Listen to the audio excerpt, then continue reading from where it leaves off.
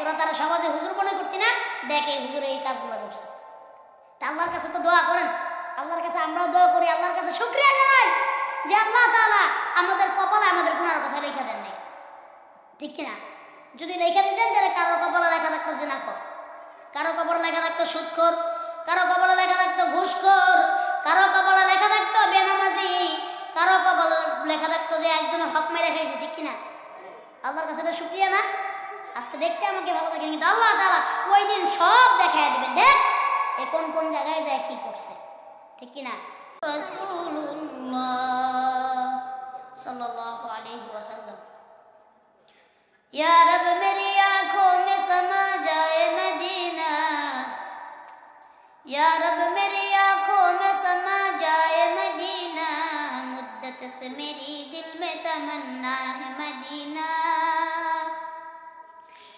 मुद्दत से मेरी दिल में तमन्ना है मदीना, तलवार भुकट हो के निकल मैदान यासी, तलवार भुकट हो के निकल मैदान यासीर, दुश्मन के मुकाबिल तो लगा नारे तकबीर, दुश्मन के मुकाबिल तो लगा नारे तकबीर, तो मुर्दे मुसलमान हो तो मुर्दे मुसलमान, तो मुर्दे मुसलमान हो तो मुर्दे मुसलमान, एक हाथ में तलवार है एक हाथ में कुरान, एक हाथ में तलवार है एक हाथ में कुरान, मैं आशिक मौला हूँ मगर इश्क निराला, मैं आशिक मौला हूँ मगर इश्क निराला, ऐ जुमला जहाँ दिल के तजल्ली से उजाला,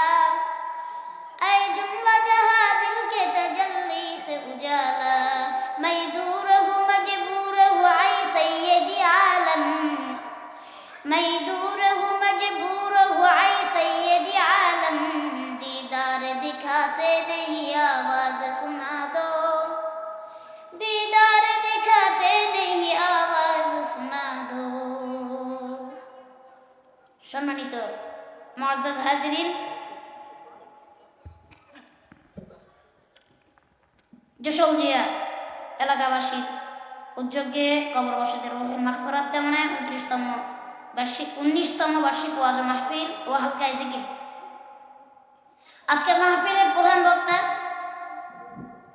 চরমনাই ময়দানে জিকির পরিচালনাকারী সুমধুর কণ্ঠস্বর মামলাকারী আব্দুল মালিক ফয়েজি সাহেব দামাত বারকাতুহু মাদ্দাজিলুল্লাহ আলিয়া। আপনারা যারা চরমনাই ময়দানে আগে পরে গিয়েছেন তারা শুনেছেন যে জিকির হয়, শুনেছেন না? চরমনাই গেছেন কে কে? হাত উঠান তো, মাশাআল্লাহ, হাত নামান। আল্লাহ যারা গিয়েছে তাদেরকে বারে বারে যাওয়ার তৌফিক দেন, আমরা যারা যাই নাই তাদেরকে যাওয়ার তৌফিক দেন। সামনেই তো সামনের মাসে ফেব্রুয়ারিতে আবার 28 তারিখ থেকে শুরু, 28, 29, 30, 28, 29, 1 তারিখ, এই 3 দিন আপনাদের চরমনাই ময়দানে আপনাদের সবাইকে দাওয়াত। আপনারা সবাই যাবেন তো ইনশাআল্লাহ? নারায়ে তাকবীর, নারায়ে তাকবীর। মাওলানা কারি আব্দুল মালিক ফয়েজি সাহেবের আগমন, হুজুর চলে আসছে, আপনারা বসুন, আমার পরে হুজুর কথা বলবেন। তারপরে বিশেষ বক্তা হিসাবে আমি নুরুল ইসলাম বিক্রমপুরী, এই বিক্রমপুরের কৃতি সন্তান, আপনাদের সন্তান আমি। তারপরে আছেন হাফেজ নুরুল আমিন ফারুকি সাহেব, ইমাম ও খতিব যশোদিয়া ব্যাপারী বাড়ি জামে মসজিদ। আজকের মাহফিলের প্রধান অতিথি হাজী মোহাম্মদ আশরাফ হোসেন খান সাহেব, চেয়ারম্যান মেদিনী মন্ডল ইউনিয়ন পরিষদ। মাহফিলের প্রধান মেহমান আলহাজ হাফেজ মানসুর আহমেদ মুসা, বিশিষ্ট সমাজসেবক, সভাপতি বাংলাদেশ ইসলামী আন্দোলন, লৌহজং উপজেলা, মুন্সিগঞ্জ। এই যে আমার পাশে বসা, দোয়া করছে আল্লাহ পাক রব্বুল আলামিন মানসুর সাহেবের মাধ্যমে আবার এই বিক্রমপুরের জমিনে ইসলামকে পয়দা করুন, সকলে বলছে আমিন। ইসলাম এই বিক্রমপুরের জমিনে মানসুর সাহেবের মাধ্যমে আল্লাহ পাক রব্বুল আলামিন ইসলামকে আরো সর্বোচ্চ পৌঁছানো তৌফিক দান করবেন, সকলে বলছে আমিন। আজকের মাহফিলের সভাপতি হাজী মোহাম্মদ দেওয়ার হোসেন, আমরা সকলে সভাপতির নেক ও হায়াত কামনা করছি এবং আরও যারা আছেন সার্বিক ব্যবস্থাপনায় সকলের জন্য আমার পক্ষ থেকে দোয়া। আপনারা সবাই কেমন আছেন? আলহামদুলিল্লাহ। এই যে দাঁড়ায় আছেন আপনারা বসে যান, এখান দিয়ে জায়গা আছে। এই যে বাহিরে মানুষগুলো আসেন না। এবার আমাকে বলেন, জান্নাতের বাগানে আপনারা আসছেন, আল্লাহ পাক রব্বুল আলামিন বলেন দুনিয়াতে যখন সবাই মিলে আল্লাহ পাক রব্বুল আলামিনের নাম আমরা অনুসরণ করি, স্মরণ করি, আল্লাহ পাক রব্বুল আলামিন বলেন বান্দা তোমাদের থেকেও দামি মজলিসে, তোমাদের থেকে বড় মজলিসে, ফেরেশতাদের মজলিসে আমি আল্লাহ ওই সকল বান্দাদেরকে স্মরণ করি। আল্লাহ পাক রব্বুল আলামিনের কথা এটা হলো দুনিয়ার সবথেকে দামি মজলিস, আর রাসূল সাল্লাল্লাহু আলাইহি ওয়াসাল্লামের কথায় এটা হলো জান্নাতের বাগান। জান্নাতে যায় কি আমরা দাঁড়ায় থাকবো? জোরে বলেন, দাঁড়ায় থাকবো কেউ? না জান্নাতের দেওয়ালের বাইরে যে আসামির মতো গড়ায় দাঁড়ায় থাকবো? আল্লাহ তাআলা বান্দাকে যখন জান্নাত দিবেন, জান্নাত দেখেই বান্দা খুশি হয়ে যাবে, ঠিক কিনা?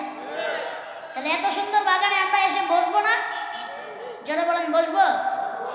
আল্লাহর রাসূল আবার বলেন যখন কালামুল্লাহ শরীফের তেলাওয়াত করা হয় আর কোরআনের বাণী মানুষের কাছে পৌঁছে দেওয়া হয়, হাদিসের বাণী মানুষের কাছে পৌঁছে দেওয়া হয়, ওই জায়গাটার ভিতরে আল্লাহর রহমতের ফেরেশতারা এমন ভাবে গমন করতে থাকে যেমন আসমান থেকে বৃষ্টি পড়তেছে, এবং দেখতে থাকেন কারায় মাহফিলে বসে সুবহানাল্লাহ পড়তেছে, আলহামদুলিল্লাহ পড়তেছে, আল্লাহর দরবারে শুকরিয়া আদায় করতেছে।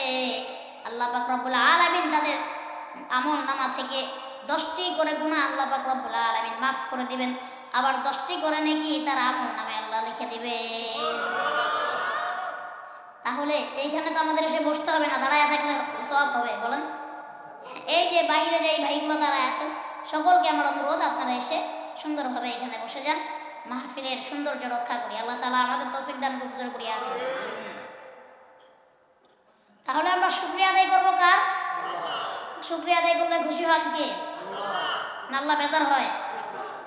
আল্লাহ পাক রব্বুল আলামিন বলেন লা ইন শাকারতুম লা আযীদান্নাকুম ওয়া লা ইন কাফারতুম ইন্না আযাবি লাশাদীদ। আল্লাহ পাক রব্বুল আলামিন বলেন যেই বান্দা আমার নিয়ামত পায় আর নিয়ামতের শুকরিয়া আদায় করে আমি তাদেরকে নিয়ামত আরো বৃদ্ধি করে দিব, তাদেরকে নিয়ামত আরো বাড়িয়ে দিব। আর যেই বান্দা আমার নিয়ামত পায় আর আমার নিয়ামতের শুকরিয়া আদায় করে না, ওয়ালা ইন কাফারতুম ইন্না আযাবি লাশাদীদ, ওই বান্দার থেকে আমি নিয়ামত ছিনিয়ে নিব আর জাহান্নামের কঠোর আযাবে আমি তাকে নিক্ষেপ করব।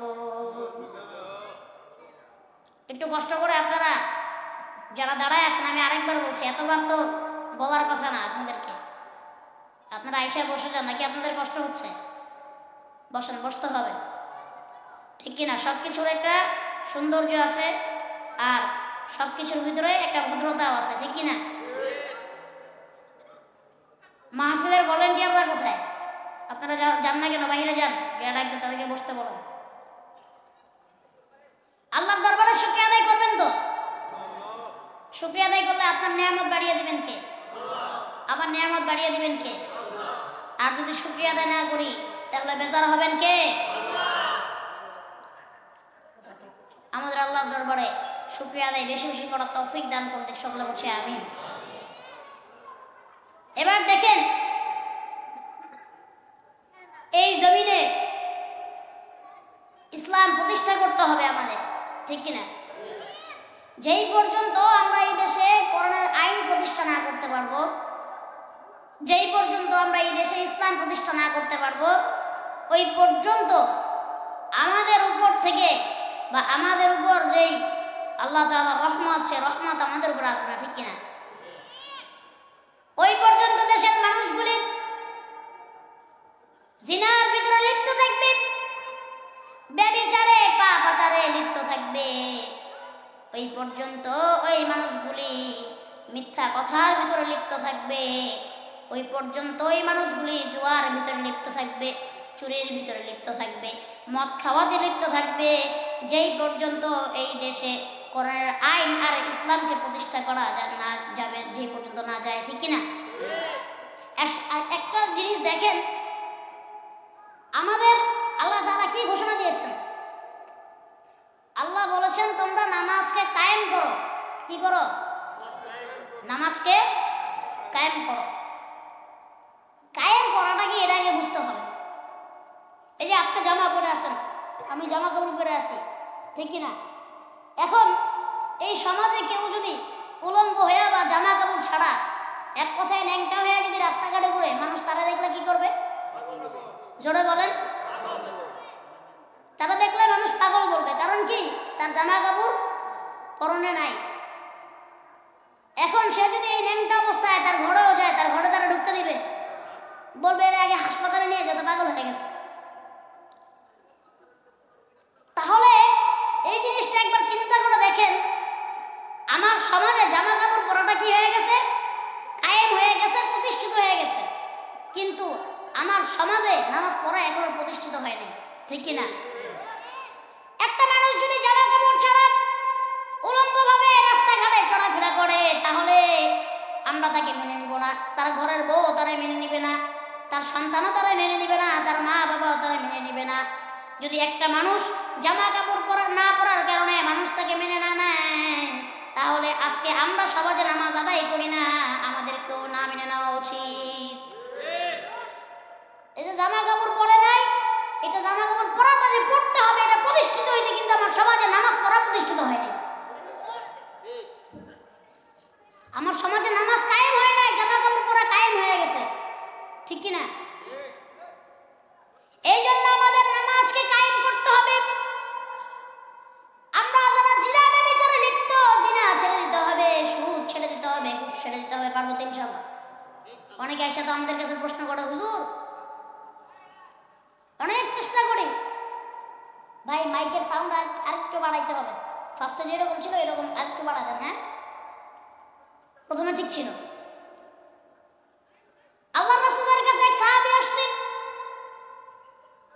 এসে বলে, ওগো আল্লাহর নবী, আমি তো আপনার হাতে কালিমা পড়ে মুসলমান হইতে চাই, কিন্তু মুসলমান আমি হব, আমার অনেক ইচ্ছা, কিন্তু আমার যে অভ্যাসগুলো এখন আমার ভিতরে পরিপূর্ণতা পেয়েছে, এরকম 4টা অভ্যাস আমি ছাড়তে পারতেছি না, এই জন্য আমি মুসলমান হইতে পারতেছি না। রাসূলুল্লাহ বললেন, তোমার কি 4টা অভ্যাস তুমি বলো।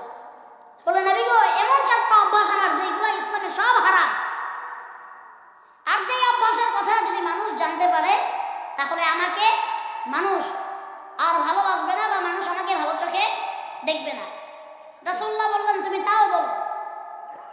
বললো, নবী গো, আমি 1 নম্বরে মিথ্যা কথা বলি। কি করে মিথ্যা কথা বলা জায়েজ আছে? বলেন। এখন তো আমরা কথায় কথায় মিথ্যা কথা বলি, ঠিক কিনা?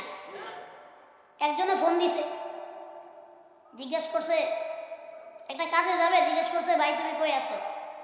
হ্যাঁ, সে যদি বাসায় বসে থাকে, কয় ভাই আমি গুলিস্তান আইতাছি, আছে না নাই? সে কোথায়?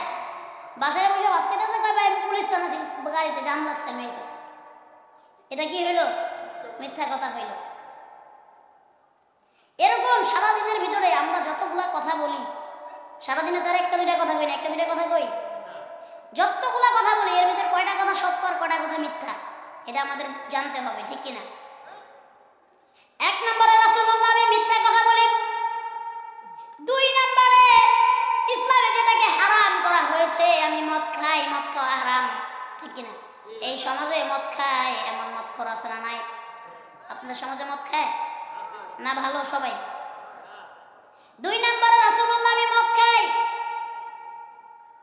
3 নম্বরে আমি মানুষের জিনিসপত্র চুরি করি, মানুষের টাকা পয়সা জিনিসপত্র এগুলো আমি চুরি করি।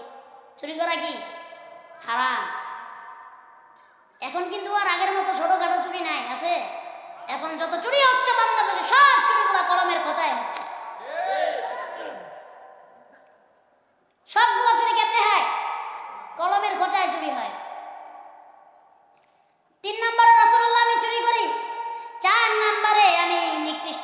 করি, 4 নম্বরে রাসূলুল্লাহ আমি জিনা করি। নাউজুবিল্লাহ। জিনা করে এই সমাজে আছে না নাই? আমি জিনা করি। আল্লাহ নবী বললেন তোমার এই সব কিছু ছাড়তে হবে না, তুমি ঈমান আনো, কালমা পড়ো, তুমি শুধু একটা জিনিস ছেড়ে দাও। সাহাবী তো অবাক হয়ে গেলেন, সবগুলা কাজই পাপের কাজ, রাসূলুল্লাহ আমার একটা কাজ ছাড়তে বললেন। আচ্ছা ঠিক আছে, এটা তো মেনেই নেওয়া যায়। বললেন ঠিক আছে নবী আমি মেনে নিলাম। বললো তাহলে বড় কালিমা লা ইলাহা ইল্লাল্লাহু মুহাম্মাদুর রাসূলুল্লাহ সাল্লাল্লাহু আলাইহি ওয়াসাল্লাম। পাশে আরো সাহাবীরা বসে ছিলেন। এবার বলেন নবী আপনি বলেন কোন একটা জিনিস, কোন একটা অভ্যাস আমার ছাড়তে হবে। রাসূলুল্লাহ বললেন তুমি মিথ্যা কথা ছেড়ে দাও। সুবহানাল্লাহ পড়বেন না? আশেপাশের সাহাবীরা বলতেছে মিথ্যা কথার থেকে তো মদ খাওয়া বড় পাপ, চুরি করা বড় পাপ, জিনা করা বড় পাপ, নবীজি মিথ্যা কথা কেন ছাড়তে বললেন? সবাই বলতেছে। তো বললো তুমি বলো, তুমি আমার কাছে ওয়াদা করো আজকে থেকে আর একটা মিথ্যা কথাও বলবো না। সে সাহাবী ওয়াদা করলেন আর বললেন ঠিক আছে নবী আমি আজকে থেকে আর একটা মিথ্যা কথা বলবো না। তো সে বাড়িতে গেছে, যায় কয় হুজুর তোমার একটা অভ্যাস ছাড়াইছে, বাকি তিনটা তো আমার ভিতরে আছে। গিয়ে মদের বোতলটা হাতে নিছে খাওয়ার জন্য, মদ খাবে। আর মনে মনে চিন্তা আসতেছে এই মদ খেয়ে যদি আমি সাহাবাদের মজলিসে যাই তাহলে তো আমার মুখ থেকে দুর্গন্ধ বের হবে, ঠিক কি না? যখন সাহাবারা আমাকে জিজ্ঞেস করবে এই তুমি কি মদ খেয়েছো কিনা, তখন আমি কি উত্তর দিব? আমি যদি মিথ্যা কথা বলি যে আমি মদ খাই নাই তাহলে রাসূলুল্লাহর সাথে আমার ওয়াদা ভঙ্গ হয়ে গেল। আর যদি আমি সত্য কথা বলি আমি মদ খেয়েছি তাহলে আমাকে মজলিস থেকে বের করে দিবে। সুবহানাল্লাহ, কি সুন্দর, কি সুন্দর চিন্তা তার মনের ভিতরে এসেছে। চিন্তা ঢুকিয়ে দিয়েছেন কে? এবার চিন্তা করলেন যদি আমি মদ খাই আর সাহাবাদের মজলিসে যাই, সাহাবারা আমাকে জিজ্ঞেস করবে, যদি মিথ্যা বলি তাহলে রাসূলুল্লাহর দেওয়া ওয়াদা আমি বললাম, আর যদি সত্য বলি তাহলে আমার মজলিস থেকে বের করে দিবে। এই চিন্তা করতে করতে নিজের ঘরের দেওয়ালের সাথে মদের বোতলটারে ধরে ভারী মেয়েরা ভেঙে ফেলছে। আর বাঁচতে কোন সুবহানাল্লাহ, মদের বোতলটা ভারী দিয়ে ভেঙে ফেলছে। যা আজকে থেকে আর মদ খাবো না, আজকে থেকে আর মদ খাবো না। এবার গেলেন, মদ খাইতে পারলেন না, আজকে থেকে মদ ছেড়ে দিলাম। এবার গেলেন যেই জায়গায় প্রত্যেক দিন যেই নারীর সাথে জিনা করে গেলেন, এবার সেই নারীর সাথে জিনা করতে, জিনার খায়েশ জাগলো মনে। জিনা করতে গেলেন, ওই নারীর কাছে যাওয়ার পর নারী তাকে প্রথম কথা জিজ্ঞেস করলো যে আমি শুনেছি তুমি নাকি নবীর কাছে কালমা পড়ে মুসলমান হয়ে গেছো। এবার সে চিন্তা করতেছে আমি কি উত্তর দিব। আমি যদি মিথ্যা কথা বলি নবীর সাথে দেওয়া ওয়াদা আমার ভঙ্গ হয়ে যাবে, আর যদি সত্য কথা বলি আমি মুসলমান হয়ে গিয়েছি তাহলে তো এই নারী আমাকে আর জিনা করতে দিবে না। এবার তিনি কোনো কথা বললেন না, জবাব না দিয়ে শুধু এতটুকু বললেন যে হ্যাঁ আমি মুসলমান হয়েছে। এই কথা বলে নারীর এখান থেকে বললো আজকে থেকে আমি জিনাও করবো না, জিনাও আমি ছেড়ে দিলাম। জিনাও ছেড়ে দিয়েছে, এখন গেছে চুরি করতে। যায়া দেখে এক মুসাফির কিছু মাল এক জায়গায় রেখে তারপরে সেই মুসাফির আরেক জায়গায় নামাজ পড়বে, ওযু করতে গিয়েছে। এর ভিতরে সেই মালগুলো হাতের কাছে পাইয়া চুরি করার জন্য যখন মনে নিয়ত জাগলো তখন সে চিন্তা করলো এই মালগুলো যদি আমি চুরি করি, তার মনের ভিতরে খেয়াল আসলো এই মালগুলো যদি আমি চুরি করি তাহলে এই মুসাফির অবশ্যই আমাকে কালকে জিজ্ঞেস করবে যে আমার মালগুলো তুমি ধরেছিলে কিনা। আমি যদি মিথ্যা কথা বলি রাসূলুল্লাহর সাথে দেওয়া ওয়াদা আমার ভঙ্গ হয়ে যাবে, আর যদি সত্যি কথা বলি তাহলে আমার পিঠের চামড়া একটাও থাকবে না, ঠিক কিনা? বললেন যা বাদ দিয়ে দিলাম, আজকে থেকে আর চুরিও করব না। সব কিছু বাদ দিয়ে দরওয়াজায় রাসূলে যায় বসে বললেন, রাসূলের দরজার সামনে বসে বসে আমার রাসূলের চেহারার দিকে তাকিয়ে রইলেন আর মনে মনে চিন্তা করলেন যে আল্লাহ কি রাসূল বানাইছেন। আমি গতকালকে মাত্র সন্ধ্যায় ওয়াদা করে গেলাম রাসূলের কাছে, আর আজকে সকালে আমার মিথ্যা কথা ছাড়ার কারণে আমার 4টা অভ্যাস পরিবর্তন হয়ে গেছে। নবীজির চেহারার দিকে তাকাইয়া দেখতে দেখতে অনেক সময় পার হয়ে গেল।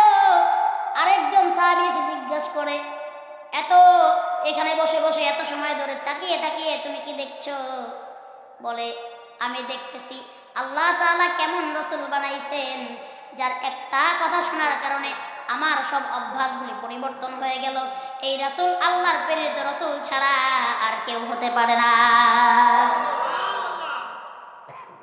তাহলে বলেন আমাদের 1 নম্বরে কি ছাড়তে হবে? কি ছাড়তে হবে? মিথ্যা কথা যদি আমি ছেড়ে দেই তাহলে আমার বাকি গুনাহগুলো এমনি এমনি অভ্যাসগুলো পরিবর্তন হয়ে যাবে। আল্লাহ পাক রব্বুল আলামিন আমাদের সকলকে মিথ্যা কথা থেকে বেঁচে থাকার তৌফিক দান করে দেন। আর জোরে কোন আমিন। তাহলে আমাদেরকে মিথ্যা কথা ছাড়তে হবে, তাহলে আমাদের ভিতরে সব গুনাহগুলি আস্তে আস্তে ধুয়ে মুছে যাবে। আল্লাহ তাআলা আমাদের মিথ্যা কথা ছাড়ার তৌফিক দান করুন, এবং আল্লাহ পাক রব্বুল আলামিন আমাদেরকে জিনা করা, চুরি করা, নেশা করা থেকে আল্লাহ পাক রব্বুল আলামিন আমাদেরকে বিরত করুন। সকলে বলি আমিন। এই যুব সমাজটা সব থেকে বেশি ধ্বংস হয়েছে নেশার কারণে, ঠিক কিনা? এই যুব সমাজগুলি ধ্বংস হয়ে গেছে নেশার কারণে। আর এই নেশা যারা তৈরি করেছে, তারা এই নেশা এমন না যে যুবকদেরকে নেশা খাইয়ে শুধু নেশাখোর বানিয়ে রাখবে, এই জন্য তৈরি করে নাই। তারা এই নেশাকে তৈরি করেছে এই পৃথিবীতে যত মুসলমান আছে সব মুসলমানকে এই নেশার ভিতরে লিপ্ত করে আল্লাহর থেকে দূর করে দেওয়ার জন্য। এই নেশা করার কারণে, আজকে গাঁজা খাওয়ার কারণে, ইয়াবা খাওয়ার কারণে কত মানুষের সংসার আজকে ভেঙে গেছে, ঠিক কিনা? কত মানুষের সংসার ভেঙে গেছে। বাপ মা ত্যায্য পুত্র করে দিয়েছে, ঘর থেকে বের করে দিয়েছে। তারপরে এমন মানুষ আমাদের এই সমাজে এখনো আছে যারা নেশা করা ছাড়তে পারে নাই।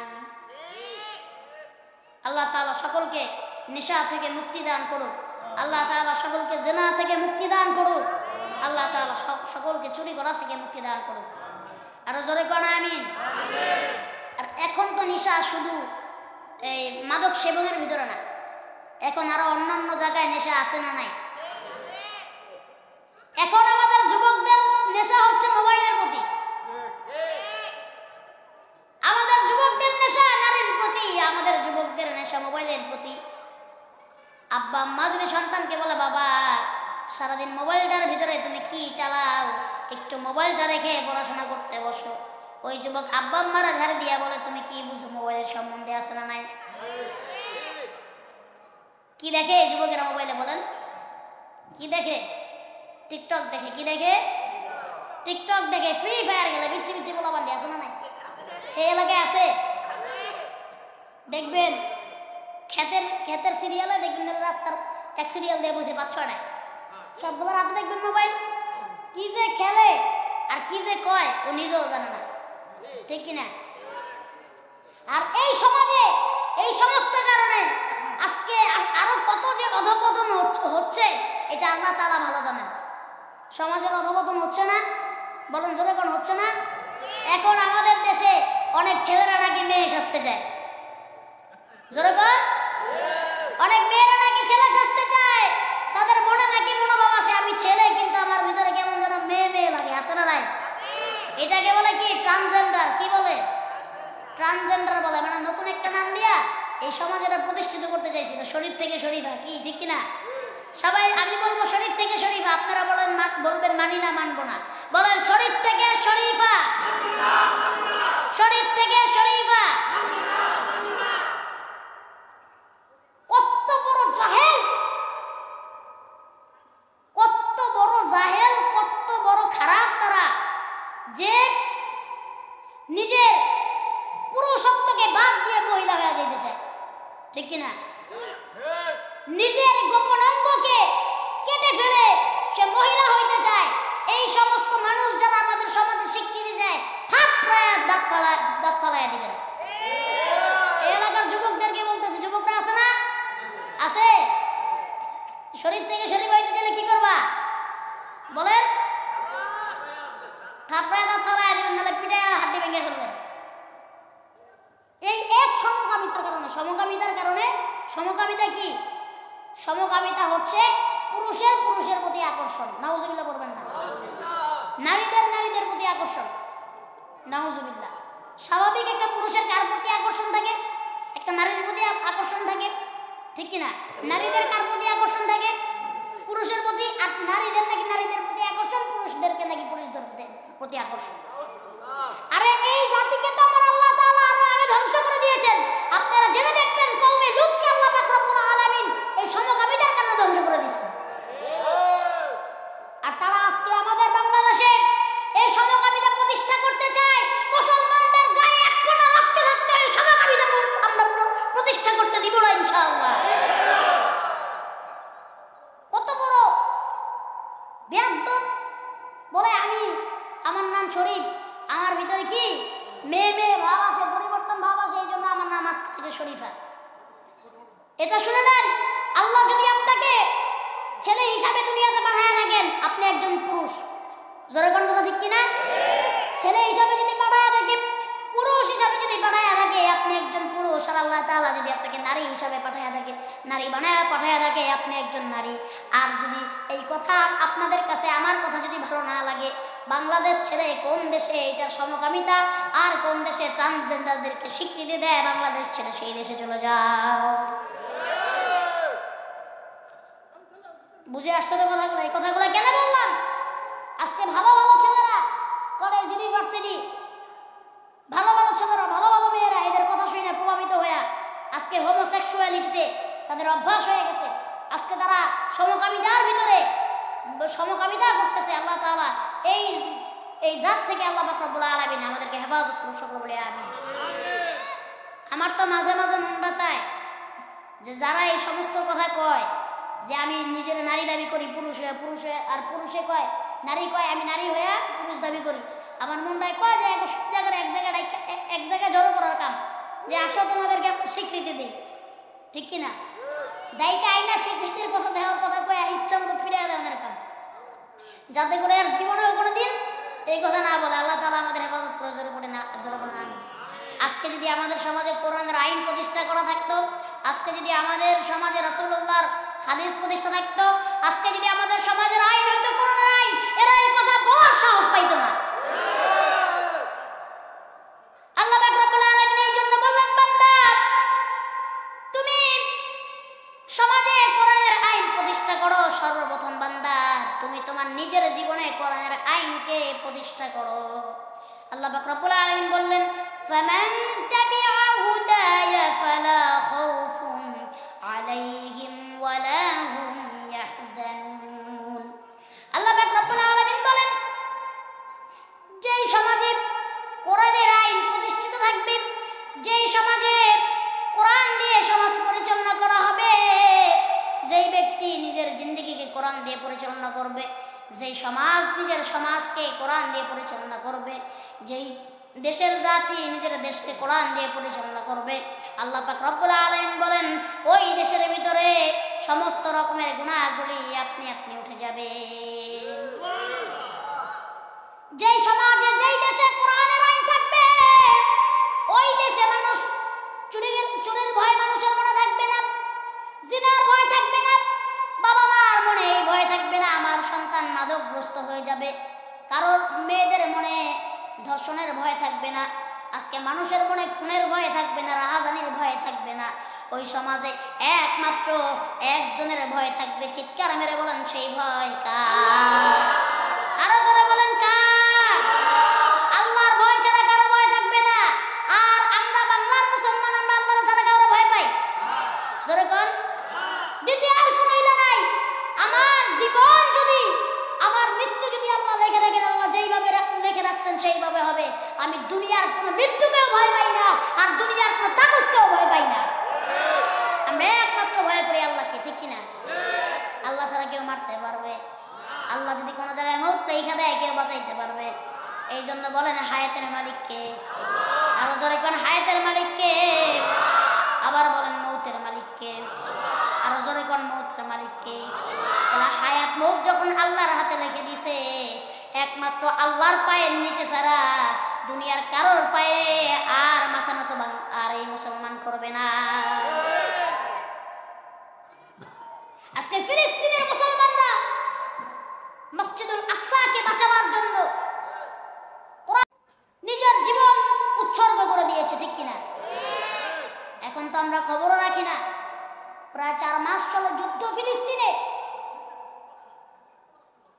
এই 4 মাসের ভিতরে তারা যে কত হাজার মানুষকে, নিরহ মানুষ, নিরপরাধ মুসলমান, কত মানুষকে যে তারা বৃষ্টির মতো গুলি করে মেরেছে, এটা আল্লাহ তাআলা ভালো জানেন, ঠিক কিনা? কত মানুষকে তারা বৃষ্টির মতো বোমা বর্ষণ করে মেরেছে, আল্লাহ তাআলা ভালো জানেন।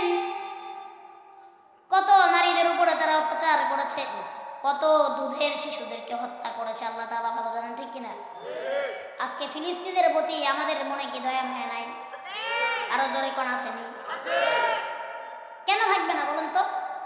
পৃথিবীতে সব থেকে বেশি 2টা দেশে আল্লাহ পাক রব্বুল আলামিন নবী পাঠাইছেন। নবীর জন্ম 2টা দেশে সব থেকে বেশি।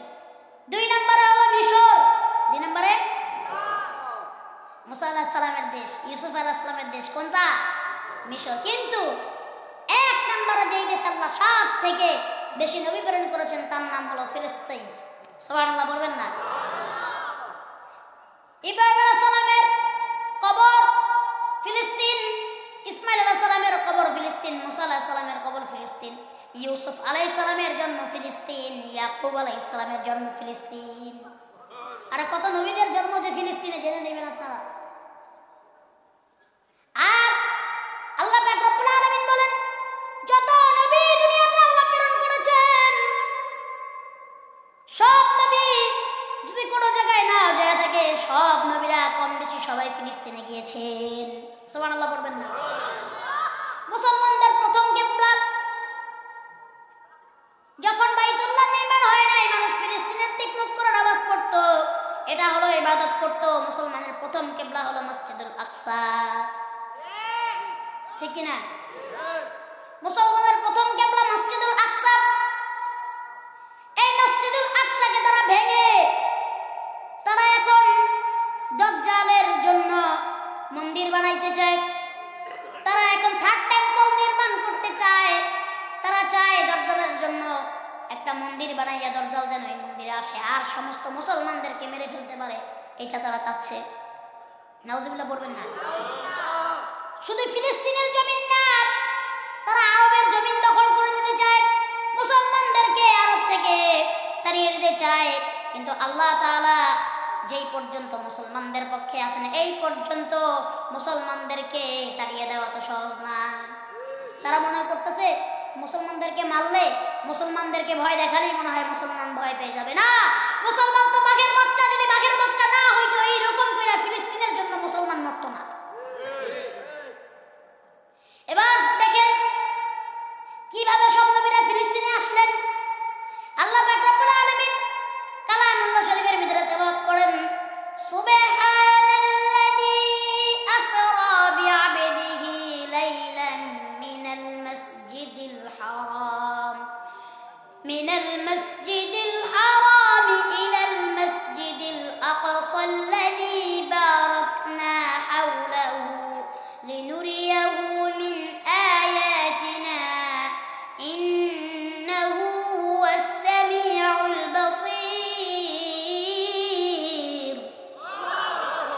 আল্লাহ পাক রব্বুল আলামিন, সুবহানাল্লাযী আসরা বিআবদিহি লাইলান মিনাল মাসজিদিল হারাম, আমি এক রাতে আমার নবীকে মসজিদুল হারাম থেকে, আমরা যেটাকে আল্লাহর কাবা ঘর হিসেবে চিনি, মসজিদুল হারাম থেকে মসজিদুল আকসা এক রাতে আমি আমার নবীকে নিয়ে আসলাম।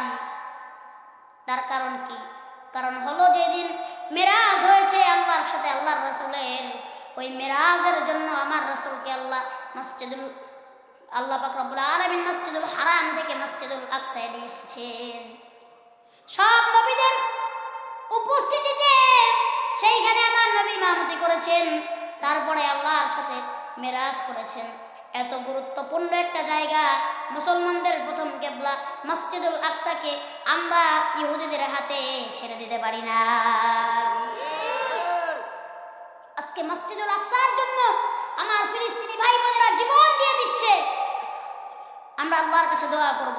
আমরা তো যাইতে পারতেছি না, যাইতে পারতেছি। আমাদের দেশের প্রধানমন্ত্রী জননেত্রী শেখ হাসিনা উনি বলেছিলেন যে আমরা ফিলিস্তিনের পাশে আছি, ফিলিস্তিনের জন্য আমাদের সমবেদনা। আমি ওনার কাছে একটা রিকোয়েস্ট করতে চাই যে এত মানুষ লাগবে না ফিলিস্তিনের জন্য। আরব দেশে তো আরবরা আছে, তারা তো ফিলিস্তিনের জন্য সবাই তো আগে যাচ্ছে না, যাচ্ছে? আপনি কি বলেন? সৌদি আরব, জর্ডান, লেবানন, ইরাক, তারপর হচ্ছে আপনার আরো যারা ফিলিস্তিনের পাশে, ইসরায়েলের পাশে আছে, পাশের রাষ্ট্রগুলি, এরা যদি সকালবেলা উঠে ইসরায়েলের দিকে দাঁড়ায় প্রস্তাব করে দেয়, ইহুদিরা বেসে যাবে, ঠিক কিনা? কিন্তু তারা আজকে কথা বলতেছে না একমাত্র ওই তাগুদের ভয়ে, ঠিক কিনা? আজকে তারা তাদের জন্য শুধু ওই যে বসে বসে কথা বলে, বসে বসে কথা বলে, আমরা দখল করতে দিব না, এই করতে দিব না, সেই করতে দিব না, কিন্তু এদিক দিয়ে কি করতেছে? সব মেরে শেষ করে দিচ্ছে, তাদের কোনো আওয়াজ নাই। এত কিছু দরকার নাই। আমাদের বাংলার জমিনের মুসলমানদেরকে, আমার বাংলার জমিনের যুবকদেরকে একবার ফিলিস্তিন যাওয়ার ব্যবস্থা করে দেন, একটা ইহুদি রক্ষা পাবে না। এই মুসলমানরা যদি একবার ফিলিস্তিনে যেতে পারে, একবার ইসরায়েলে যেতে পারে, একটা ইহুদির ঘাড়ে মাথা লাগবে না। ইনশাআল্লাহ আমরা ফিলিস্তিনের জন্য যুদ্ধ করতে রাজি আছি, আছি না নাই? আছি না নাই? তারা এখানে রাজি আছে কিনা? হাত রাখুন। আল্লাহু আকবার। আরো জোরে করো আল্লাহু আকবার। আয় আল্লাহ, তুমি আমাদের কবুল করো, জোরে বলি আমিন। এত মানুষ দরকার আছে? হ্যাঁ, এই যে আমাদের মুরব্বীরা যারা বসে আছে, এরা গেলেও সব মেরে ফেলবে। কারণ কি জানেন? সারা বিশ্বে মুসলমান আছে 200 কোটি। কত? আর ইসরায়েলের ইহুদিরা মাত্র 1 কোটি। কত? আরে ভাই, পারে মারবেন কেমনে? ভাগেও তো পাইবেন না। যদি 200 কোটি মুসলমানদের ভিতরে 1 কোটি ইসরায়েলকে ভাগ করে দেওয়া হয়, আমরা ভাগে পাবো? মারতেও তো ভাগে পাবো না। তাহলে তারা আজকে কেন আমাদের উপরে এত শক্তিশালী? একমাত্র ওই পশ্চিমাদের কারণে, ঠিক কিনা? ওই পশ্চিমাদের গোলামি বাংলাদেশ করে না, ওই পশ্চিমাদের গোলামি মুসলমানরা করবে না। ইনশাআল্লাহ সময় মতো আমরা সবাইকে দাঁত ভাঙ্গা জবাব দেব। আল্লাহ কবুল করুক, জোরে পড়ুন না আমিন। আরো জোরে পড়ুন না আমিন। এবার আল্লাহ পাক রব্বুল আলামিন বলেন, জালেমের জুলুম অনেক সময় পর্যন্ত হয়, জালেম অনেক সময় পর্যন্ত জুলুম করে, কিন্তু জালেমের জুলুমের শেষ একদিন আছে। আল্লাহ বলছে করতে থাক, কতটুকু করতে পারোস করতে থাক। না আল্লাহ পাক রব্বুল আলামিন ফেরাউনের সুযোগ দেয় নাই? দিছে না? এটা ভালো হওয়ার জন্য সুযোগ দিছে, মানছে না? আল্লাহ আবু জাহেলকে সুযোগ দেয় নাই? তাহলে আবু জাহেল ফেরাউনের থেকে আর ভয়ঙ্কর আছে কিছু? বলেন। আল্লাহ তাআলা নমরুদকে সুযোগ দেয় নাই? কত বছর আমার নবী ইব্রাহিম আলাইহিস সালামের উপর নমরুদ নির্যাতন করেছে। আমার নবী, আমাদের আদি পিতা, আমাদের জাতির পিতা ইব্রাহিম আলাইহিস সালাম, আদি পিতাকে বলেন? আদম আলাইহিস সালামের। একটা মানুষের 3 জন পিতা, কয়জন? হিসাব করলে 4 জন, কিন্তু 3 জনের কথা আগে বলি। আমাদের আদি পিতাকে আদম আলাইহিস সালাম, যার থেকে সবার জন্ম আমাদের, নাকি? তারপরে আমাদের জাতির পিতাকে ইব্রাহিম আলাইহিস সালাম। তারপরে একজন হইল আমাদের নিজেদের পিতা, ঠিক কিনা? আরেকজন আছেন, তিনি হলেন আমাদের রুহানি পিতা হযরত মুহাম্মদ রাসূলুল্লাহ সাল্লাল্লাহু আলাইহি ওয়াসাল্লাম। আমার নবী ইব্রাহিম আলাইহিস সালামকে নমরুদ আগুন জ্বালাইয়া, আগুনের কুণ্ডলি বানাইয়া আগুনের ভিতরে ছেড়ে দিছে। আমার আল্লাহ বলে, ওরে নমরুদ, তুমি যে এখানে আগুন বানিয়ে আমার নবীকে ছেড়ে দিয়েছো, তোমার এই আগুনের গোলার ভিতরে আমি আল্লাহ ইব্রাহিমকে ফুলের বাগান বানায় দিলাম। মুসা আলাইহিস সালামের উপরে কতই না অত্যাচার করেছে ওই ফেরাউন। আমার নবীর উপরে কত অত্যাচার করেছে, কিন্তু শেষে বিজয় ইসলামের এসেছে, ঠিক কিনা? বদরের যুদ্ধে যখন আমার নবী যুদ্ধ করতে যান, নবীর সাহাবী কয়জন? বদরের যুদ্ধে সাহাবী কয়জন? 313। আর আবু জাহেলের কত? 1000। আল্লাহ পাক রব্বুল আলামিন বলেন 1000 সাহাবী আবু জাহেলের, আর আবু জাহেলের গোলা বারুদ, সৈন্য সামন্ত, ঘোড়া, হাতি, কিছুর অভাব নাই। আর আমার নবীর সাহাবীদের কাছে কিচ্ছুই ছিল না, শুধু ছিল ওই খেজুর পাতার শুকনা ডাল। আল্লাহ পাক রব্বুল আলামিন এই খেজুর পাতার ডালের ভিতরে আল্লাহ তাআলা বিজয় দিয়ে রেখেছেন। হ্যাঁ, খেজুর পাতার ডালের ভিতরে বিজয় দিয়ে রেখেছেন, কারণ আমার আল্লাহর ঘোষণা, মুমিন বান্দা যখন আল্লাহর রাস্তায় দ্বীন প্রচার করতে গিয়ে, মুমিন বান্দা যখন আল্লাহর রাস্তায় দ্বীন প্রচার করতে গিয়ে, আল্লাহর কোরআনের আইন প্রতিষ্ঠা করতে গিয়ে যখন বিপদে পড়ে যায়, আল্লাহ পাক রব্বুল আলামিন ঘোষণা দিয়েছেন, ওয়া কানা হাক্কান আলাইনা নাসরুল মুমিনিন। আল্লাহ পাক রব্বুল আলামিন বলেন, ওয়া কানা হাক্কান আলাইনা নাসরুল মুমিনিন। ওই সময় ওই মুমিন বান্দাকে সাহায্য করা আমি আল্লাহর জন্য ওয়াজিব হয়ে যায়। আবু জাহেলের সাহাবী কত? 1000। রাসূলুল্লাহর সাহাবী কত? 313। আল্লাহ তাআলা এই খেজুর পাতার শুকনা ডালের ভিতরে বিজয় দিয়ে রেখেছেন। আল্লাহ পাক রব্বুল আলামিন বলেন, তোমরা যদি সংখ্যায় কম হও, মুসলমান যদি সংখ্যায় কম হয়, মুসলমান যদি শক্তিতেও কম হয়, দুনিয়ার সব শক্তি, দুনিয়ার পরাশক্তি যদি মুসলমানের বিপক্ষে চলে যায়, তাহলেও কোনো কিছু আসা যায় না। যার পক্ষে আল্লাহর শক্তি আছে, যার পক্ষে আল্লাহ আছে, দুনিয়ার সবাই যদি তার বিপক্ষে চলে যায়, তাকে হারাতে পারবে না। বেশি দূরে যাওয়া লাগবে না, আফগানিস্তানের দিকে তাকায় দেখেন। কোথায় তাকান? আফগানিস্তানের দিকে তাকায় দেখেন। আফগানিস্তানে 20টা বছর ওই পশ্চিমারা আফগানিস্তানের আলেমদেরকে জোরে জোরে গুলি করে মেরে ফেলেছে। কত মানুষকে জেলে আটকে রেখেছে, কতদিন জেলবন্দি রেখেছে, ঠিক কিনা? কিন্তু 20 বছর পর হলেও আজকে আফগানের আলেমরা আফগানের ক্ষমতায় বসে আছে। তাদেরকে এই ক্ষমতায় বসিয়ে দিয়েছেন কে? এই জন্য আল্লাহ বলেছেন যে তোমরা যদি সংখ্যায় কম হও, তোমাদের পক্ষে আল্লাহ তাআলার রহমত আছে, ঠিক কিনা? এই জন্য আমাদের পক্ষে আল্লাহ তাআলার রহমত থাকলে আমাদের আর কাউকে ভয় করার সময় নাই। মুসলমান আর কাউকে ভয় করে না, এই জন্যই মুসলমান একমাত্র ভয় করে আমার আল্লাহকে। এবার আসেন, আল্লাহ পাক রব্বুল আলামিন বলতেছেন, ইয়া আইয়ুহাল্লাযীনা আমানু হাল আদুল্লুকুম আলা তিজারাতিন তুনজিকুম মিন আযাবিন আলীম। আল্লাহ পাক রব্বুল আলামিন বলেন, ইয়া আইয়ুহাল্লাযীনা আমানু, হে মুমিনেরা, হে ঈমানদারেরা, হাল আদুল্লুকুম আলা তিজারাতিন তুনজিকুম মিন আযাবিন আলীম। আমি কি তোমাদেরকে এমন 2টা কাজের কথা বলবো যেই কাজ তোমাদেরকে জাহান্নামের কঠিন আযাব থেকে বাঁচিয়ে দিবে? সুবহানাল্লাহ পড়বেন না? জাহান্নামের আযাব থেকে তোমাদেরকে বাঁচিয়ে দিবে। কি কাজ? আল্লাহ তাআলা ঘোষণা দিচ্ছেন, তুমিনুনা বিল্লাহি ওয়া রাসূলিহি ওয়া তুজাহিদুনা ফি সাবিলিল্লাহি বিআমওয়ালিকুম ওয়া আনফুসিকুম, যালিকুম খায়রুল লাকুম ইন কুনতুম তা'লামুন। আল্লাহ পাক রব্বুল আলামিন বলেন, তুমিনুনা বিল্লাহ, এক নম্বর আমি আল্লাহর প্রতি ঈমান আনো, ওয়া রাসূলিহি, আমার নবীর প্রতি ঈমান আনো, ওয়া তুজাহিদুনা ফি সাবিলিল্লাহি, জিহাদ করো আল্লাহর দেওয়া জান, আল্লাহর দেওয়া মাল দিয়ে, ওয়া তুজাহিদুনা ফি সাবিলিল্লাহি বিআমওয়ালিকুম ওয়া আনফুসিকুম, যালিকুম খায়রুল লাকুম ইন কুনতুম তা'লামুন।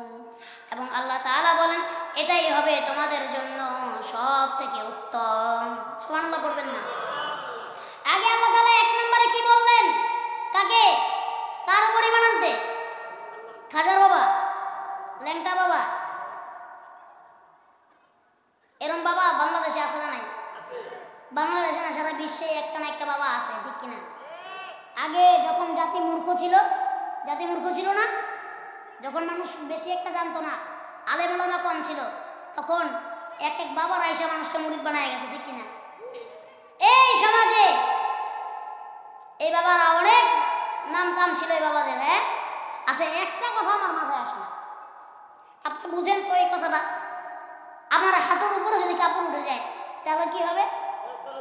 খরচ হয়ে যাবে। তো যদি কোনো মানুষ ল্যাংটাই থাকে, পীর হইল কেমনে বলেন? যার কাপড় চোখরি সে আবার পীর কেমনে হয় বলেন? যে আল্লাহর ওলি সে কি ল্যাংটা হয়ে ঘুরবে? তাহলে এই মানুষের মাথায় এই সাধারণ জ্ঞানটুকু ছিল না আগে, ঠিক কিনা? এখন আলেম ওলামা অনেক তাসির করার কারণে, আলেম ওলামা মানুষকে বোঝানোর কারণে এখন মানুষ বুঝছে যে না, এটা তো আসল বাবা না, এটা ভণ্ড বাবা, ঠিক কিনা? এই বাংলাদেশে আসল পীর সব খারাপ না, ভালো পীর আছে, না নাই? বাংলাদেশে অনেক ভালো পীর আছে। চরমনাই যাবেন, সরসিনা যাবেন, বাহাদুরপুর যাবেন, আর সেই পীরদেরকে যায় দেখে আসবেন। তারা বলে না যে আমাদের এইখানে আসলে বড় বড় গরু নিয়ে এসো, কয় খাসি নিয়ে এসো, তারপরে মহিষ নিয়ে এসো। আচ্ছা বলেন তো, মানুষের দরবারে কে যায়? মানুষ যায়। আর গরু ছাগলের হাটে? বুঝে আসছে না? না আরো খুলে বলবো? মানুষের দরবারে মানুষ যায়, আর গরু ছাগলের দরবারে, ওই যে গরু ছাগলের দরবার তো বসে। আপনাদের এখানে সপ্তাহে কি বারে হাট বসে? বুধবারে হাট বসে সপ্তাহে, গরুর হাট বসে। তাহলে কি গরুর দরবারে তো গরুই যায়, আর মানুষের দরবারে মানুষ যায়। আল্লাহ তাআলা আমাদের মানুষের দরবারে যাওয়ার তৌফিক দান করুন। যেই পীর নামাজের কথা বলে না, যেই পীর আমলের কথা বলে না, যেই পীর আপনার গুনাহ ছাড়ার কথা বলে না, যেই পীর আপনাকে আল্লাহর পথে ডাকে না, সে পীর হইতে পারে না, ঠিক কিনা? যেই পীর নামাজের কথা বলবে, জিকিরের কথা বলবে, আপনাকে আল্লাহর পথে ডাকবে, সেই পীর হলো পীর। আর যে পীর বলবে আমার দরবারে মহিষ নিয়ে আইসো, আমার দরবারে টাকা পয়সা নিয়ে আইসো, আমার দরবারে হাদিয়া নিয়ে আইসো, ওই পীর কখনো আপনাকে আল্লাহর পথে ডাকবে না। আমার একটা হাদিস মনে পড়ে গেছে, রাসূলুল্লাহ বলছেন কিয়ামতের ময়দানে এই পীরেদেরকে আপনারা দেখতে পারবেন কি পারবেন না? মানুষ তো পীরেদের পিছে ঘুরে ঘুরে, আবার অনেকে নেতার পিছেও ঘুরে, ঠিক কিনা? অনেকে আবার ভাই বানায় আনিছে, বড় ভাইয়ের পিছনে ঘুরে কি ঘুরে না? তো এই যে যারা আজকে আপনাদেরকে কি করতেছে, ধ্বংসের পথে নিয়ে যাচ্ছে। আসলে শয়তান কি কয় জানেন? শয়তানে কয় যে আমি এখন শয়তানি ছেড়ে দিছি। আমি কি করছি? শয়তানি ছেড়ে দিছি। আমি এখন বৈশা মানুষের শয়তানি দেখি, ঠিক কিনা? শয়তান তো দুই প্রকারের, একটা হইলো জিন শয়তান, যারা দেখা যায় না, আরেকটা কি শয়তান? মানুষ শয়তান, যারা দেখা যায়। শয়তানে চিন্তা করে, মানে এমন মানুষ আছে নামাজ রোজা তো নাই, মিথ্যা হালাল হারাম তো হালাল তো খাই না, হারাম যা আছে, মানে যত প্রকারের গুনাহ আছে একটাও বাদ দেয় না, আছে না নাই? তো এই সমস্ত মানুষের শয়তানে দেখলে কি কয়? না, এই সমস্ত মানুষটা শয়তানে দেখলে শরম পায়। কি পায়? শরম পায়। আর মনে মনে শয়তান বলে, আল্লাহ তুমি আমার কি নিয়ে শয়তান বানাইলা, তুমি এটা বানাইলে তো আমার তো ভালো কাম করতো, ঠিক কিনা? এমন আছে না নাই? আরো জোরে কোন? রাসূলুল্লাহ বললেন কিয়ামতের ময়দানে তোমার ওই সমস্ত নেতা, ওই সমস্ত পীরদের সাথে তোমার দেখা হয়ে যাবে। দেখা হইলে তো ধরবেন, রে তুই না আমারে তোর পিছে ঘুরাইছস, তুই তোর জন্য তো আমার আজকে আমল নামা সব শেষ, আমি আল্লাহর কাম করতে পারি নাই, হুজুরদের কাছে যাইতে পারি নাই, এখন কি করবি কর? আবার পীরদেরকে ধরে বলবে, পীর তুমি তো কইছিলা যে আমারে জান্নাতে নিয়ে যাবা, নাউজুবিল্লাহ কইবেন না? অনেকে কয় না, কয়নি? আমি যেই পীর ধরছি আমার নামাজের পড়া লাগবো না, আমার পীরই আমার জান্নাতে লয়ে যাবে। কয়েকদিন আগে একজনে গান একটা কইছিল, কি জানি আমি ভুলে গেছি গান, কইছে যে তার পীর আইসা নাকি তার জান কবজ করবে, তার পীরের জান কে কবজ করবে, তার পীরের জান কে কবজ করবে, আজরাইল কবজ করবে, তার পীরে নাকি তার জান কবজ করবে। নাউজুবিল্লাহ কইবেন না। আরেকজনে কি কইছে যে আমার মরণকালে ঢোলবাসি বাজাইও, তরিকের ভাইও, ঠিক কিনা? মরণকালে যদি ঢোলবাসি বাজায় কবর দেয়, ফেরেশতারা খালি অপেক্ষা করব, বাজা কতক্ষণ বাজাইতে, বাজা খালি আয় কবরটা দিতে, ঠিক কিনা? তারপরে তো ঢোলবাসি আমি বাজাইতেছি ঠিক মতো। এই যে এই সমস্ত কথা যারা বলে, এদেরকে যখন আপনারা কিয়ামতের ময়দানে দেখবেন, তখন তো তাদেরকে ধরবেন, ধরলে পরে বলবেন, হে পীর, তুমি তো আমারে কইছিলে আমারে জান্নাতে নিয়ে যাবা, তাহলে এখন আমারে জাহান্নামে দেয় কে আল্লাহ? তখন পীরেরা বলবে যে আরে গাধার পরে গাধারা, আমি কেমনে তোমাদেরকে জান্নাতে নিব? আমি নিজেও জাহান্নামের পথে ছিলাম, এখন আমি একলা জাহান্নামে যাবো, আমি তোমার করে লয়েও যাব। আমি তো নিজেই তোমাদেরকে ধোঁকা দিছি দুনিয়াতে, আমি তোমাদেরকে ধোঁকা দিয়ে রাখছি, তা আমি জান্নাতে তোমাদেরকে কোথায় নিয়ে যাবো? আল্লাহ তাআলা আমারই তো জাহান্নামে পাঠাইতেছে। এদের সাথে যখন দেখা হয়ে যাবে, এদেরকে আপনারা ধরবেন, শক্ত করে ধরবেন, আর এরা তখন বলবে আমরা তোমাদেরকে চিনি না। এই জন্য আমাদেরকে এটা মনে রাখতে হবে যে আমাদেরকে জান্নাতের জন্য কেউ আমাদেরকে জান্নাতে নিতে পারবে না, যদি আমরা ওই রাসূলের জন্য একটু মহব্বত আমাদের অন্তর থেকে থাকে, ওই নবীওয়ালা কাজ যদি দুনিয়া থেকে আমরা করে যেতে পারি, ওই রাসূলুল্লাহ বলবে আল্লাহর কাছে, আল্লাহ আমি আমার ওই উম্মতকে ছাড়া জান্নাতে যাব না। তাহলে পীরের মুরিদ হব না রাসূলের মুরিদ হব? রাসূলের উম্মত হব, রাসূলের মুরিদ হব, পীরের মুরিদ না। আল্লাহ তাআলা তৌফিক দান করুন, জোরে পড়ি আমিন। আরো জোরে পড়ুন আমিন। এবার দেখেন আল্লাহ পাক রব্বুল আলামিন বলতেছেন, এক নম্বরে ঈমান আনো, আমি আল্লাহর প্রতি, তুমিনুনা বিল্লাহি ওয়া রাসূলিহি, দুই নম্বরে ঈমান আনো আমার নবীর প্রতি। আল্লাহ তাআলা কত বড় রাসূল আমাদেরকে দিয়েছেন, কত ভালো রাসূল আমাদেরকে দিয়েছেন। যেই নবীর উম্মত হওয়ার জন্য নবীরা পর্যন্ত পাগল পড়া ছিল, যেই নবীর উম্মত হওয়ার জন্য নবীরা পর্যন্ত বেকরার ছিল, আজকে সেই নবীর উম্মত আল্লাহ আমাদেরকে বানাইছে।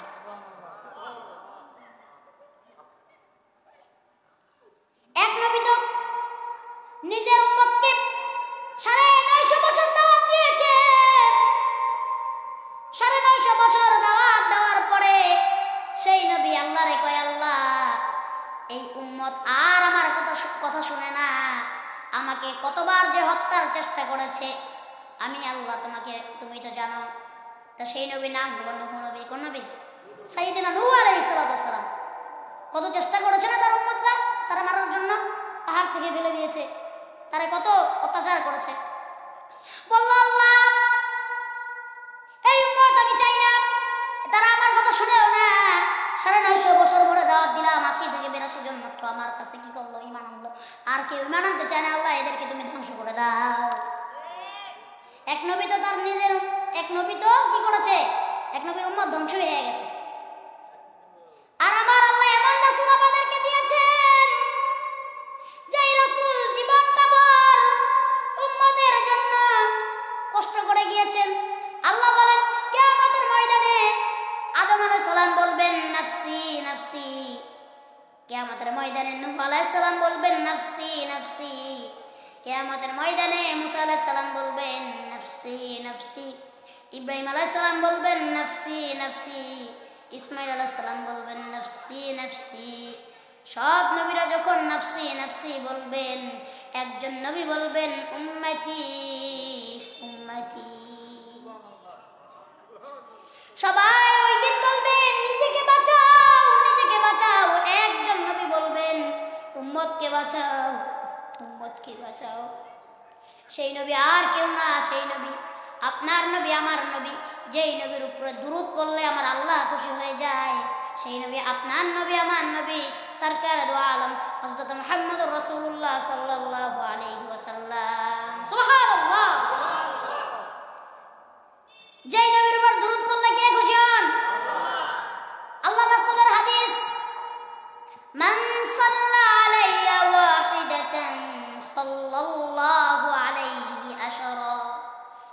ব্যক্তি আমার উপরে একবার দুরূদ পড়ে আল্লাহ পাক রব্বুল আলামিন তার উপর 10 বার রহমত নাজিল করে। কয়বার দুরূদ পড়লে?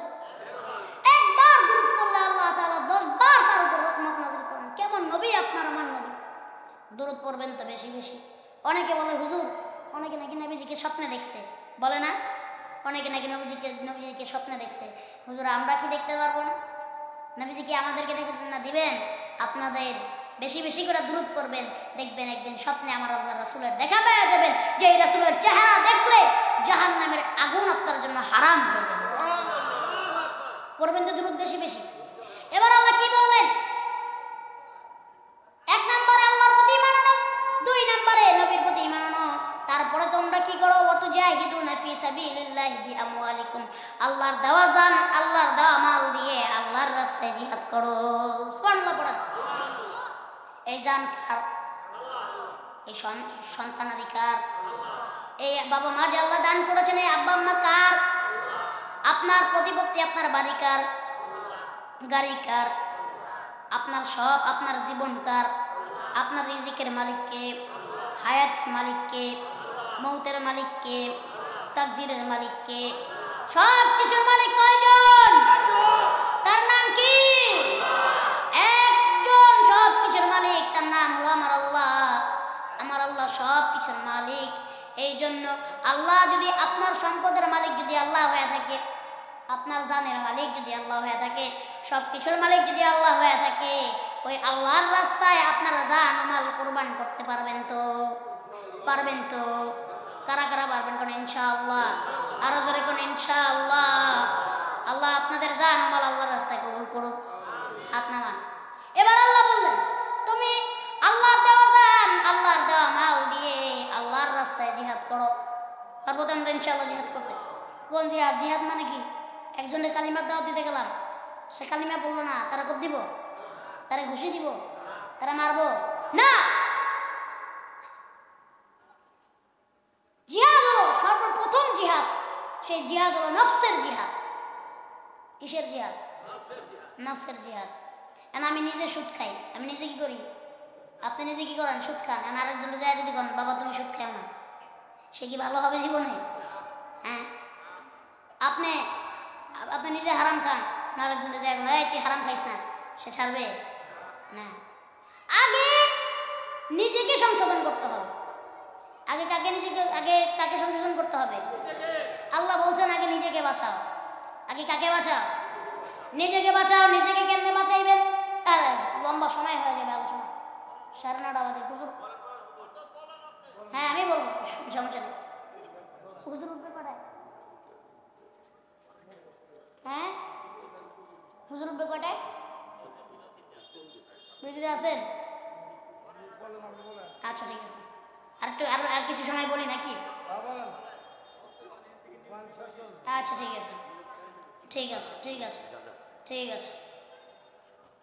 এবার দেখেন আল্লাহ তাআলা বলেন নিজের সাথে আগে জিহাদ করো, নফসের সাথে জিহাদ করো। নফস হলো, নফস বলে আরবিতে, এমনি বাংলায় বলে আমার মন। আমার কি? মন বা আত্মা, একই তো নাকি? এই যে আমাদের দেহটা, এই যে আপনার আমার হাত, আমার পাও, আমাদের মুখ, আমাদের চেহারা, আমাদের পুরো শরীর, এইটা হইল একটা অবয়ব। এটা কি? অবয়ব। ধরেন এটা একটা কাঠামো বা এটা একটা অবয়ব। এই দেহটার ভিতরে যদি আল্লাহ রূহ না দিত, এটা কোনো দাম ছিল? সে এই দেহটাকে হাঁটতে পারতো, চলতে পারতো, কথা বলতে পারতো, দেখতে পারতো চোখ দিয়া? এইটার ভিতরে আল্লাহ রূহ দিছে দেখা, এই অবয়বটার ভিতরে আল্লাহ তাআলা জান দিছে দেখা আমরা সব করতে পারি, ঠিক কিনা? কথা বলতে পারি, মনের ভাষা প্রকাশ করতে পারি, হাঁটতে পারি, চলতে পারি, দেখতে পারি, শুনতে পারি, ঠিক কিনা? এই রূহটা, আমাদের মনটা, এই মনটার আগে পরিষ্কার করা লাগবে। কারণ কি? প্রথমে আপনি বলবেন যে নিজের একদম যখন নিরালা হয়ে যাবে, আমরা অনেক সময় দেখা যায় না একা একা হয়ে গাছতলায় বসে আছেন, ধরুন মসজিদে বসে আছেন, রাত্রে নিজের ঘরে নিজে বসে আছেন একা একা। একবার নিজের মনকে প্রশ্ন করবেন, অনেকের বছর এখানে 50 বছর আছে, অনেকের 40 বছর আছে, অনেকের 60 বছর আছে, নিজের মনকে প্রশ্ন করবেন, মন আমার বয়স যে 60 বছর, এই 60 বছরে আমি আল্লাহর জন্য কি করেছি, আখিরাতের জন্য কি করেছি, জান্নাতের জন্য কি করেছি, আগে তো জিজ্ঞেস করবেন। এখন মানুষ জীবনে ভালো যা করছে এগুলা তার নিজের চোখটা বন্ধ করবেন, দেখবেন নিজের চোখের সামনে চলে আসতেছে, আমি তো নামাজ পড়ছি, আমি তো জাকাত দিয়েছি, আমি তো হজ করছি, আমি তো মানুষের ভালো মন্দ, আমি তো মানুষের উপকার করছি। এগুলা কি করবে? নিজের চোখে ভেসে আসবে। এবার জিজ্ঞেস করবেন, এই 60 বছরে আমি কতগুলি গুনাহ করেছি? না গুনার কথা মনে নাই, ভুলে গেছেন? ভুললে পার পাবেন? কিরামান কাতিবিনা ইয়ালামুনা মা তাফআলুন। আল্লাহ তাআলা তো সিসি ক্যামেরা লাগায় রাখছে, আছে না? সিসি ক্যামেরা ধরে লাগায় রাখছে। ওই বড় পর্দায়, বড় টিভিতে আল্লাহ তাআলা আপনাদের সব দেখায় দিবেন। কি করবেন? সব দেখায় দিবেন। কোন দিন? কিয়ামতের দিন। এখন এখানে অনেক মানুষের, যে আমাদেরকে দেখেন, আমরা টুপি পরে আসি, বড় জুব্বা পরে আসি, ঠিক কিনা? অনেকের মুখে বড় বড় দাড়ি, ঠিক কিনা? কিন্তু আসলিয়াতে সে আল্লাহর রাস্তায় কিছুই করে না। আসলিয়াতে তার ভিতরে কোনো আমলই নেই। কারণ দুনিয়ায় থাকলে তো বুঝবেন না, বুঝবেন? দুনিয়া দেখবেন, আরে এই লোকটা কত বড় বড় দাড়ি, জুব্বা, নামাজ পড়ে, সব সত্য কথা কয়। কিন্তু যেদিন মরবেন বা যেদিন কিয়ামতের ময়দানে উঠবেন, তার সাথে আল্লাহ তাআলা দেখাবে, এই দেখ তোরা তারা সমাজে হুজুর মনে করতি না, দেখ এই হুজুর এই কাজগুলো করছে। তা আল্লাহর কাছে তো দোয়া করেন, আল্লাহর কাছে আমরাও দোয়া করি, আল্লাহর কাছে শুকরিয়া জানাই যে আল্লাহ তাআলা আমাদের কপালে আমাদের গুনার কথা লেখা দেন নাই, ঠিক কিনা? যদি লেখা দিতেন তাহলে কারো কপালে লেখা থাকতো জিনাখোর, কারো কপালে লেখা থাকতো সুদখোর, কারো কপালে লেখা থাকতো ঘুষখোর, কারো কপালে লেখা থাকতো বেনামাজি, কারো কপালে লেখা থাকতো যে একজন হক মেরে খাইছে, ঠিক কিনা? আল্লাহর কাছে এটা শুকরিয়া না? আজকে দেখতে আমাকে ভালো লাগে, কিন্তু আল্লাহ তাআলা ওই দিন সব দেখায় দিবেন, দেখ এ কোন কোন জায়গায় যায় কি করছে, ঠিক কিনা? আল্লাহ আমাদের দোষগুলি আর কি রাখবেন না, গোপন রাখবেন না, সব জানায় দিবেন। এই জন্য নিজের মনকে প্রশ্ন করবেন, জিন্দেগিতে কত গুনাহ করেছি 60 বছর বয়সে, আর কতগুলো নেক করেছি, সব মিলাবেন, নিজে নিজে মিলাইয়া দেখবেন আপনার নেকের থেকে আপনার গুনার পাল্লাটা অনেক পরিমাণে ভারী। বোঝানোর জন্য বলি, আপনার কাছে যদি নেক থাকে 5 কেজি, আপনার গুনাহ থাকবে 500 মণ, ঠিক কিনা? না কম আছে গুনাহ? কম নাই। নেক যদি থাকে 5 কেজি, গুনাহ থাকবে 500 মণ। এই 5 কেজি নেক দিয়ে 500 মণ গুনাহ মাফ করানো যাবে? আল্লাহ পাক রব্বুল আলামিন বলেন, যেদিন তোমার নেকগুলি আর তোমার পাপগুলি মিজানের পাল্লায় আমি আল্লাহ তাআলা ওজন দিব, ওই দিন তোমাকে বোঝা যাবে দুনিয়াতে তুমি কি করছো। এবার নিজের মনটাকে শান্ত করবেন আর বলবেন, আমার আল্লাহ তাআলা তো বলেছেন নিরাশ হবেন না, গুনাহগুলি মিলাবেন আর সবগুলি মিলাবেন, মিলে যখন দেখবেন জাহান্নাম ছাড়া আর কোনো উপায় আসেনি। আমরা যেই গুনাহ করছি আমরা জাহান্নাম ছাড়া উপায় আছে? আল্লাহ তো জান্নাত দিবে দূরের কথা, জাহান্নামের কঠিন পর্যায়ে নিয়ে আল্লাহ আমাদেরকে ফেলাবেন, ঠিক কিনা? আল্লাহ তাআলা 8টা জাহান্নাম বানাইছে। কয়টা? 8টা না 7টা? 7টা বানাইছে। 8টা কি বানাইছে? জান্নাত।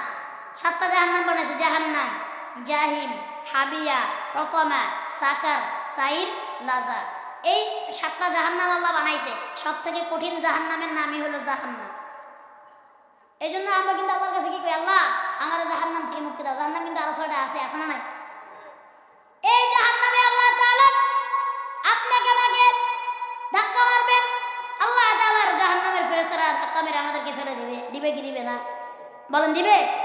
এবার যখন নেকগুলি মিলাইলেন আর সবগুলি মিলাইলেন, জাহান্নাম যাওয়া ছাড়া কোনো উপায় নাই, আমরা আল্লাহ বান্দাকে ডাক দিয়া বলে, দেখেন আমার আল্লাহ কত দয়ার আল্লাহ, কত মায়ার আল্লাহ।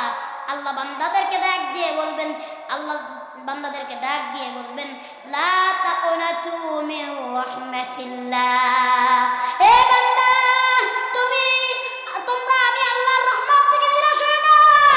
কত গুনাহ করেছো বান্দা, লা তাকুনাতু তাকনাতু মির রাহমাতিল্লাহ, আমি আল্লাহর রহমত থেকে নিরাশ হইও না। ইন্নাল্লাহা ইয়াগফিরুয যুনুবা জামিআ, আমি আল্লাহ নিশ্চয়ই তোমাদের সব গুনাহগুলিকে মাফ করে দিব।